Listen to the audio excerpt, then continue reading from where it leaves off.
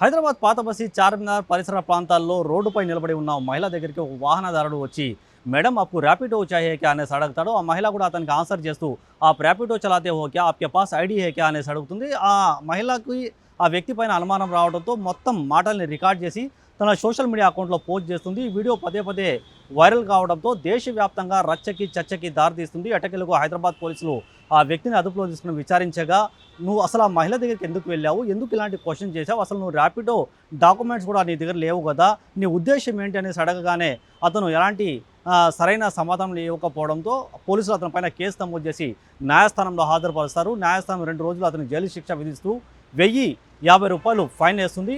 మరోవైపు vehicle act కింద కూడా అతని పైన కేసు నమోదు చేస్తున్నారు.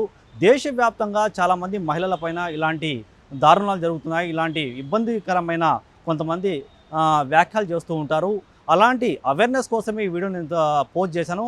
అతనికి ఉద్దేశంగా అతని పైన ఏదో కోపంతో ఇలాంటి వీడియోలు నేను చేయలేదనేసి సదరు మహిళ కూడా మరో వీడియో సోషల్ మీడియాలో అయితే పోస్ట్ చేసింది. ప్రస్తుతం చార్మినార్ పరిసర ప్రాంతాల్లో 24/7 ఇక్కడ మహిళలకి భద్రతగా ఉంటుంది. ప్రతి అడుగడుగున సీసీటీవీ ఫుటేజ్ ఉన్నాయి. ఎవరికైనా ఎలాంటి ఇబ్బందులు జరిగినా కూడా మీరు పోలీసులను ఆశ్రయించవచ్చు అనేది కూడా హైదరాబాద్ పోలీసులు అయితే ఆన్సర్ ఇస్తున్న పరిస్థితి. కెమెరామెన్ అచ్యుత్తో నూర్ మొహమ్మద్ టీవీ 9 హైదరాబాద్.